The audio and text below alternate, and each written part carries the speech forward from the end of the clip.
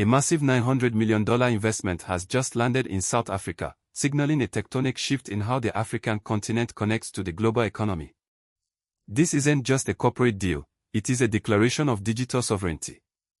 While the West has long treated Africa as a consumer of technology, the new partnership between Vox and Frogfoot is positioning South Africa as a primary producer and gatekeeper of the digital future. This is the infrastructure of the revolution. We are diving deep into the mechanics of this $900 million broadband push. We will analyze why this specific investment is the backbone of the fourth industrial revolution in Africa, how it dismantles the traditional barriers of the digital divide, and why the global powers are starting to notice that Africa is no longer waiting for permission to lead. We are covering the heavy hitters Vox and Frogfoot and the massive implications this has for the entire continent's ability to compete on a global stage. To understand why this $900 million is so revolutionary, we have to look at the history of the digital divide. For decades, Africa was relegated to the sidelines of the information age. While the West built the first high-speed highways of the Internet, many African nations were left with crumbling infrastructure or expensive, slow gateways. This wasn't just an accident, it was a systemic failure to invest in local infrastructure. But the tide is turning. In recent years, we have seen a shift in how emerging markets compete. When you look at the global landscape, whether it is the tech growth of India versus South Africa or the industrial shift in Mexico versus South Africa, the trend is clear: the global South is building its own house. The move by Vox and Frogfoot is a direct response to this need for local ownership.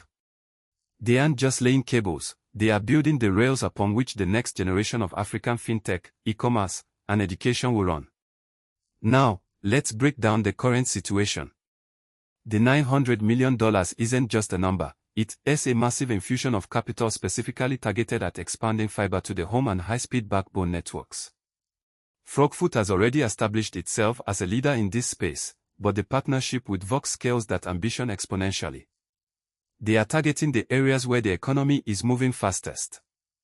They are looking at the global, the intersection of the local and the global, ensuring that a startup in Johannesburg or Cape Town can compete with a firm in Silicon Valley without the lack of inferior infrastructure.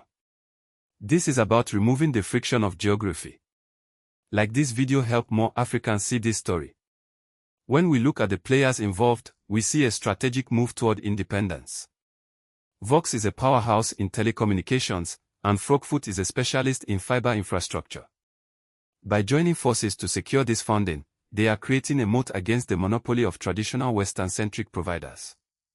They are targeting the middle mile and the last mile, ensuring that high-speed internet isn't a luxury for the elite, but a utility for the masses.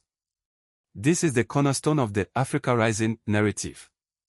When we talk about infrastructure, we are talking about the ability of a young African coder to build an app that serves millions, or a local farmer to access global markets in real time.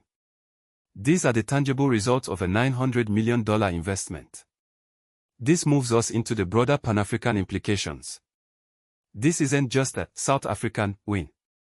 South Africa serves as a primary gateway for the Southern African Development Community, SADC. When South Africa strengthens its digital backbone, it creates a ripple effect across the borders. It creates a hub. As the continent moves toward a more integrated economy, the digital single market becomes the ultimate goal.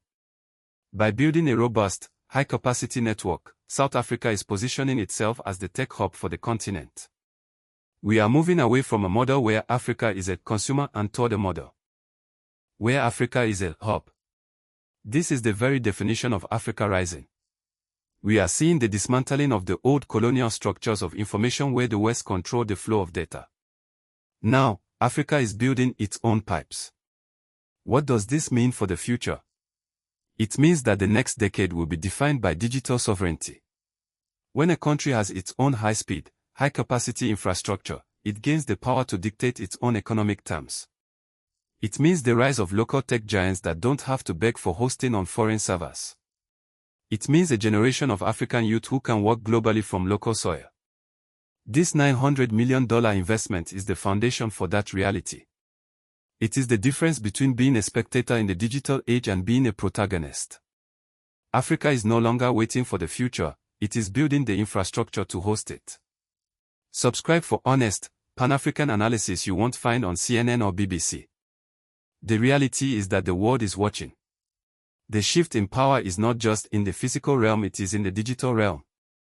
As South Africa expands its reach, it creates a blueprint for the rest of the continent to follow. We are seeing the transition from developing to dominating. This isn't just a news story about fiber optics, it's a story about the reclamation of power. Check out this next video where we dive into how African fintech is disrupting global banking. We are looking at the continued rise of the continent. The question is, are you watching the movement, or are you part of it? I want to hear from you in the comments. Do you believe that high-speed infrastructure is the most critical factor for Africa's economic takeoff? Let us discuss the future of our continent below.